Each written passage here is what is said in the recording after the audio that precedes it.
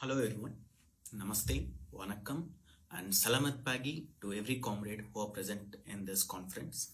And it's really glad that I'm able to speak with you all virtually in this forum. So let me introduce myself. This is Mohit Palagiri. I'm a humanist writer who writes for Modern Rationalist magazine, which is established by Periyar. And also I write for UK-based magazine called Humanistically Speaking, which I'm coming from. And when it comes to my topic, humanism is true freedom for a human. And yes, I believe the same from my personal experiences, from other comrades' experience as well. Humanism is growing all over the place now.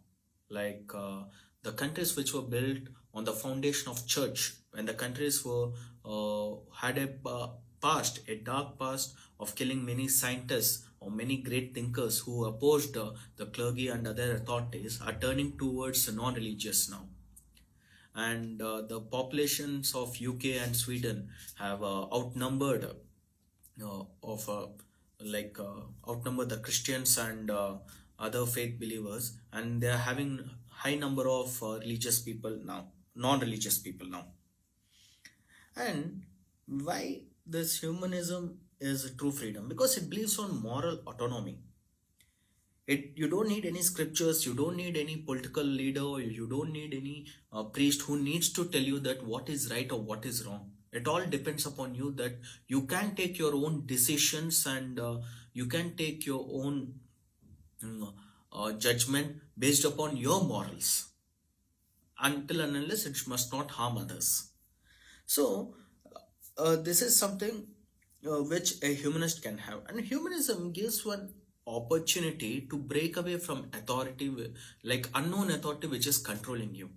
So even I personally have chosen humanism so that I can be out of one authority, so I could take my own moral judgments.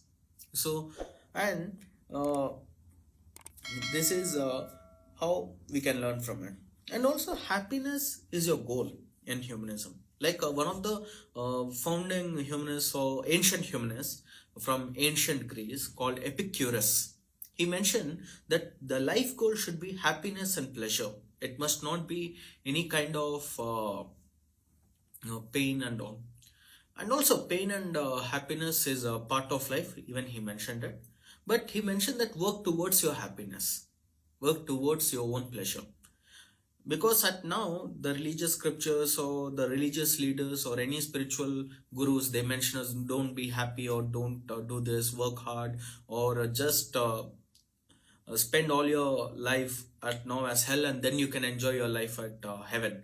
So which is unknown entity. So but this one doesn't say like that. This one says you have only one life, you have only one body, just enjoy your life until and unless it must not harm others, and you must not be legally at a wrong point. And don't confuse this with inherent objectivism. It is completely different from it. There are many forms of humanism now, like cultural, ancient, Renaissance, Marxist, and finally there's Christian and Hindu rationalism as well. But why, as a person who read global humanists like Thomas Paine, Bertrand Russell, Murray Bookchin, Friedrich Engels, or other great people, why I have chosen Periyar as one of my leading humanist figure?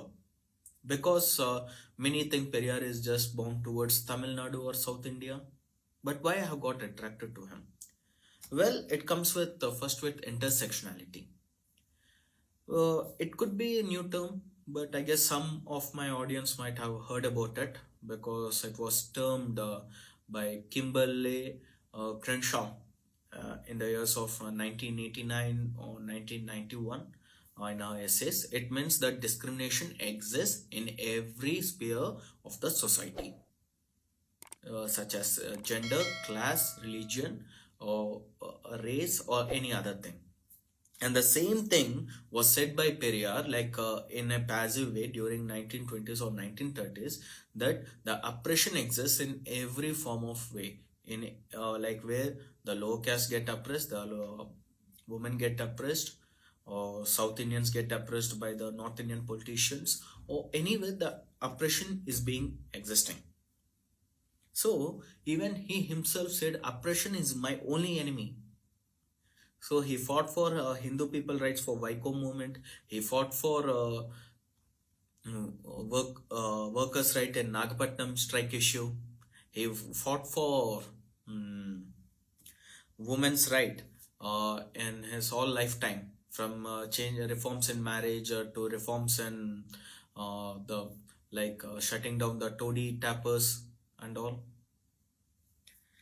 And also he wrote a book that why women were enslaved before Bertrand Russell's Marriage and Morals. And also he himself said during Erode conference that my ism is only progressivism. I believe in progressiveness, and this matches more with humanism, because humanism gives you a freedom of thinking boundlessly. You don't have any kind of, okay, you have to think in this way, you don't need to think in that way, like other isms or any other religious thing. You are free to think anything until and unless it's for a good thing, like you must not harm anyone.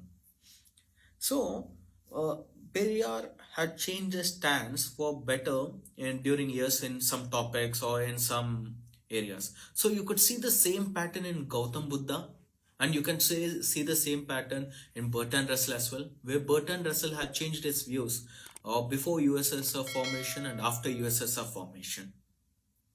So the same thing happened with Periyar as well. And when it comes to, even he said, like, politically also humanists are not anything like they're not in left spectrum or right spectrum. They are humanist. Any spectrum they can be, but they get connected with humanism. For example, my own example, like my mentor Mr. David Warden, the chief editor of Humanistically Speaking, politically he is not aligned with me, but we got connected as humanists. So that humanism makes a bound, like, okay, although there are political differences, although there are that political ideological differences might be present, but we all get connected as humanists. And rationalism, as A.R. Venkata Chalapati, one of the author, he wrote one book on Tamil characters, and he mentioned about Periyar, where he said rationalism, humanism, or some other new terms were brought to Tamil Nadu, were brought to Tamil society by Periyar.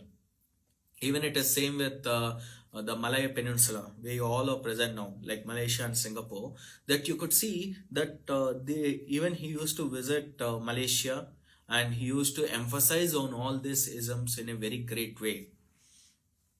And also he translated very good books into Tamil, like Why I Am an Atheist by Bhagat Singh, and Communist Manifesto of Karl Marx and Engels. And also he translated like Lenin's views on religion and Bertrand Russell's Why I'm Not a Christian, and as such. And Periarism is having such a good beauty that we could embrace other humanists as well.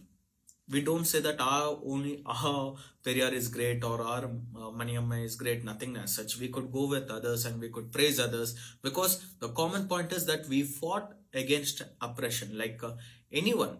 Like we celebrate Marx's birthday, we could celebrate Charles Darwin's birthday, we could celebrate Lenin's birthday or Ayodhya Dasa birthday. Anyone, we have rights to celebrate it, and we do that in a good way. And we also embrace other humanists in good way as well, because as a Periyarist, I could say that I have read a lot of books, and because the Periarism gives that independence. Okay, you could read other books and you could read that.